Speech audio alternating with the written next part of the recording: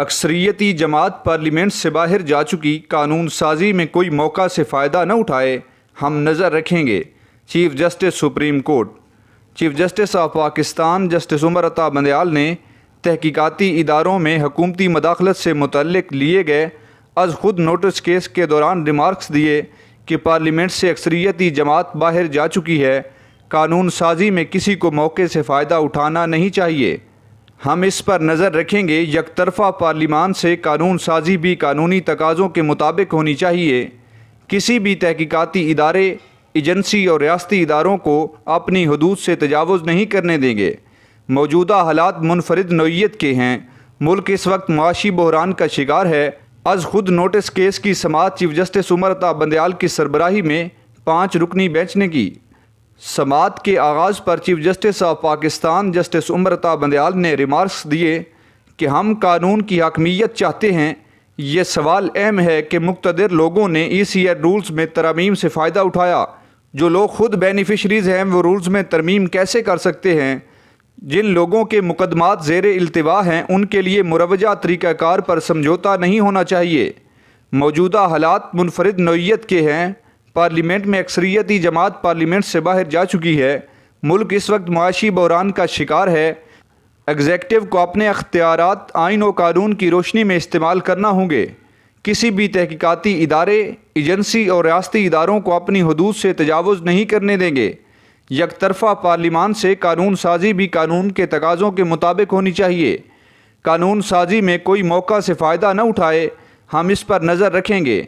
कोई इदारा अपनी हद से तजावुज़ न करे, ऐसा हुक्म नहीं देना चाहते जिससे हुकूमत को मुश्किलात हों। दौरान समाअत एडिशनल अटारनी जनरल ने अदालत को बताया कि सुप्रीम कोर्ट के हुक्म के बाद अटारनी जनरल ऑफिस में तमाम स्टेक होल्डर्स का इजलास हुआ, जबकि ECL रूल्स से मुतल्लिक काबीना कमेटी का भी गुज़श्ता रोज़ इजलास हुआ। अजलास में सुप्रीम कोर्ट के तमाम सवालात को सामने रखा गया। काबीना कमेटी ने आइंदा इजलास में अटारनी जनरल को पेश होने का कहा है। अटारनी जनरल ऑफिस ने ECL रूल्स में तरमीम से मुतल्लिक SOPs बनाकर तमाम इदारों को भिजवा दी हैं। जस्टिस एजाज़ुल एहसन ने इस मौका पर सवाल उठाया कि रूल्स में जो तरामीम हो चुकी हैं या जो नाम ECL से निकल गए हैं उनका क्या होगा। जस्टिस एजाज़ुल एहसन ने एक मौका पर रिमार्क्स दिए कि काबीना कमेटी खुद ही कानून बनाती है, खुद ही उसकी तशरीह करती हैं। आप ही मुद्दई हैं और आप ही मुनसिफ। अबूरी इंतज़ाम में भी करप्शन मुल्ज़िमान नैब की इजाज़त से ही बैरून मुल्क जाएंगे, जिस पर एडिशनल अटारनी जनरल ने बताया कि ECL से निकाले गए तमाम नामों का अलग अलग करके दोबारा से जायज़ा लिया जाएगा।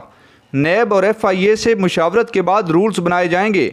ECL में शामिल किसी वज़ीर ने तरमीम की मंजूरी नहीं दी। जस्टिस मज़ाहिर नकवी ने इस मौका पर एडिशनल अटारनी जनरल को टोकते हुए पूछा कि क्या आपकी बात रिकॉर्ड के मुताबिक है? साद रफ़ीक की मंजूरी रिकॉर्ड का हिस्सा है, जिस पर एडिशनल अटारनी जनरल ने बताया कि साद रफ़ीक ने काबीना कमेटी में नज़रसानी दरख्वास्त दायर की थी। तरामीम का बराह रास्त साद रफ़ीक को कोई फ़ायदा नहीं हुआ। सर्कुलेशन समरी में राय ना भी आए तो उसे मंजूर समझा जाता है। मिफ्ता इस्माइल ECL तरामीम के वक्त बैरून मुल्क थे। मिफ्ता इस्माइल ने तरामीम पर कोई राय नहीं दी थी। जस्टिस मुनीब अख्तर ने एक मौका पर रिमार्क्स दिए कि समझ नहीं आ रही हुकूमत करना क्या चाहती है। लगता है हुकूमत बहुत कमज़ोर विकेट पर खड़ी है। वाज़े बात की बजाय हमेशा इधर उधर की सुनाई जाती हैं। चीफ जस्टिस ऑफ पाकिस्तान ने इस मौके पर रिमार्क्स दिए कि सिस्टम चलने के लिए सबको मिलकर काम करना होगा। जिसने सरकारी काम से बाहर जाना है उसे इजाज़त होनी चाहिए। DG FIA ने इस मौका पर 42 हाई प्रोफाइल केसेस का डिजिटल रिकॉर्ड सील लिफाफे में अदालत उज़्मा में जमा कराते हुए बताया कि तमाम हाई प्रोफाइल केसेस का रिकॉर्ड PDF फाइल्स की सूरत में USB में शामिल किया गया है। नैब प्रोसिक्यूटर ने इस मौका पर हाई प्रोफाइल केसेस का डिजिटल रिकॉर्ड जमा कराने के लिए 2 हफ्तों की मोहलत तलब की, जिसे अदालत उज़्मा की तरफ से मंजूर कर लिया गया। Attorney general of Pakistan Ashtar Ausaf ने इस मौका पर मौक़िफ़ अपनाया कि यकीन दहानी कराता हूँ कि बैरून मुल्क जाने से पहले मुतलका शख्स वजारत दाखिला से इजाज़त लेगा। जब तक हुकूमत कानून साजी नहीं कर लेती ये अबूरी तरीक़ाकार राज रहेगा। चंद दिन में रूल्स के हवाले से बाज़ाब्ता तरीक़ाकार वज़ा किया जाएगा। तरमीम तक कोई मुल्ज़िम बग़ैर इजाज़त बैरून मुल्क नहीं जा सकेगा। नए रूल्स की मंजूरी के बाद मुतलका इदारों की मर्जी से ही ECL में शामिल मुलजिम बैरून मुल्क जा सकेगा। सुप्रीम कोर्ट ने इस मौका पर ECL में शामिल अफराद को बैरून मुल्क सफ़र के लिए वजारत दाखिला से इजाज़त लेने का हुक्म देने समेत काबीना कमेटी मीटिंग के मिनट्स तलब करते हुए केस की समाअत 27 जून तक मुलतवी कर दी है।